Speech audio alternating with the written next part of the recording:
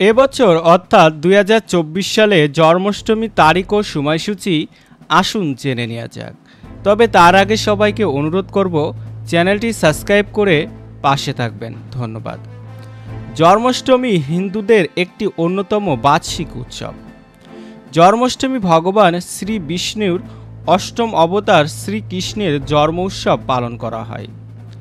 ইংরেজি ক্যালেন্ডার অনুসারে প্রতি বছর আগস্ট সেপ্টেম্বর মাসে জন্মাষ্টমী উৎসব পালন করা হয়।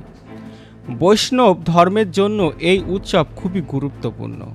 সম্পূর্ণ ভারতবর্ষে জন্মাষ্টমী খুবই আনন্দের সাথে পালন করা হয়। শুধু ভারতে নয়, বিদেশেও জন্মাষ্টমী খুবই আনন্দের সাথে পালিত হয়। এই দিন সকল ভক্তরা উপবাস করে কৃষ্ণ মন্দিরে নাচ গান করে ভগবান শ্রীকৃষ্ণের জন্য অনেক প্রসাদ এবং খাবার তৈরি করা হয়। মন্দিরে পুজো অর্চনার সাথে ভগবান শ্রীকৃষ্ণের কাছে মঙ্গল কামনার প্রার্থনা করা হয়। এবছর অর্থাৎ ২০২৪ সালে কৃষ্ণ জন্মাষ্টমী পড়েছে ২৬শে আগস্ট ২০২৪ সোমবার।